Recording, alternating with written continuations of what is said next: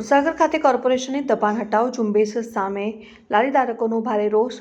વડોદરા મહાનગરપાલિકા દ્વારા સુરસાગર ખાતે શહેરમાં ટ્રાફિક અને દબાણની સમસ્યા નિવારવા માટે હાથ ધરવામાં આવેલી કામગીરી ફરી એકવાર વિવાદમાં આવી છે। તાજેતરમાં દબાણ શાખાની ટીમ જ્યારે લારી ગલ્લા હટાવવા પહોંચી ત્યારે સ્થાનિક મહિલા લારી ધારકોએ તંત્ર સામે ગંભીર આક્ષેપો કરી હોબાળો મચાવ્યો હતો। દબાણ હટાવવાની કામગીરી દરમિયાન એક મહિલા અત્યંત આક્રોશમાં જોવા મળી હતી।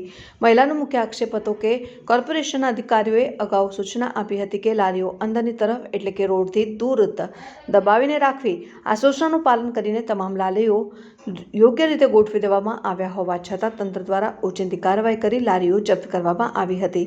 મહિલાએ મીડિયા અને અધિકારીઓ સમક્ષ રોષ ઠાલવતા જણાવ્યું કે અમે નિયમ મુજબ લારીઓ અંદર રાખી હતી છતાં અમારી જ લારીઓ કેમ ઉપાડવામાં આવી છે।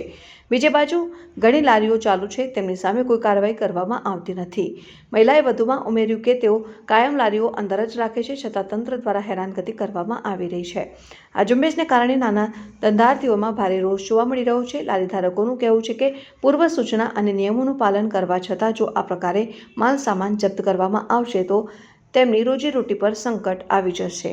ચાલે છે આના ઉપર અમારું ઘર ચાલે છે, અમારા બાળકોની ફી ભરાય છે। આ ધંધા પર અમે ધંધો નહીં કરીએ તો બાળકોની ફી કેવી રીતે ભરીશું, ઘર કેવી રીતે ચલાવીશું?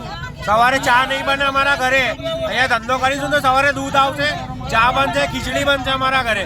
તમારા ઘરે તમે સરકારી માણસ છો, તમારા ઘરે બિરયાની બને છે, અમારા ઘરે ખીચડી બને છે, ખીચડી। અમને ધંધો કરવા દો।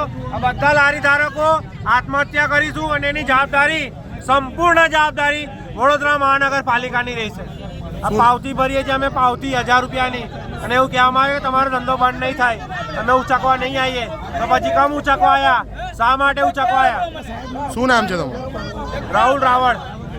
અને આઈને કહીને ગયા કે બધા દબાઈને લગાવો, બધાએ દબાઈને લગાવી, પછી એકદમ આ લારીઓ ઉચકવા ચાલુ કરી દઉં।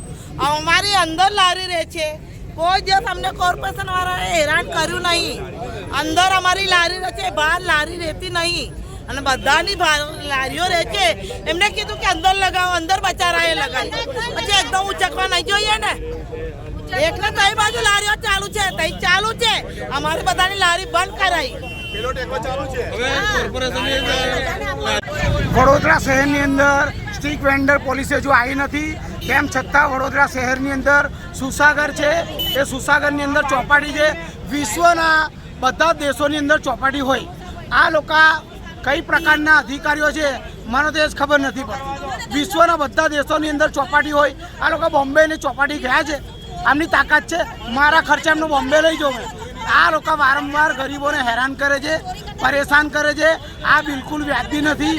વડોદરા શહેરની અંદર જ્યારે આ જો તમે લારીઓ બંધ કરાવી દેશો, જે 1 નંબરનો ધંધો કરે છે એ લોકો લારીઓ બંધ થઈ જશે તો ક્રિમિનલ બનશે, લૂંટફાટ કરશે, ચોરીઓ કરશે, દારૂના ધંધા કરશે, બીજા અન્ય ધંધા કરશે। તો તમે આવું કેમ કરાવો છો ભાઈ? અને આ લોકોની જો તપાસ કરવામાં આવે ને તો એક રેવન્યુ ઓફિસર, વોર્ડ ઓફિસર, આમની પાસે કરોડોની સંપત્તિ હોય છે, કઈથી આવે છે? હપ્તા ચાલે છે આમના, આમની ઓકાત કે તાકાત નથી। પરંતુ આજે તો લારીઓ અહીંયાથી જાય જ નહીં। પોલીસ આવે, કમિશનર આવે, ડીસીપી આવે કે પછી ટ્રાફિકના કમિશનર આવે, આ લારીઓ અહીંયાથી આજે હલવા જ નહીં દેવાની। તમે બંગડી લઈને ગયા હતા, શું કહેશો? બંગડીઓ એમને આપી છે અધિકારીને, વોર્ડ ઓફિસરને, અને હાથમાં પણ આપી, પહેરાવવાની કોશિશ કરી પરંતુ ના પહેરી એમને કે પહેરે નહીં। હજુ બંગડીઓ વધારે આપીશું કેમ કે આ બંગડીઓના લાયક જ છે। શું નામ છે તમારું? યોગેન્દ્ર બારોટ, સામાજિક જી બારોટ।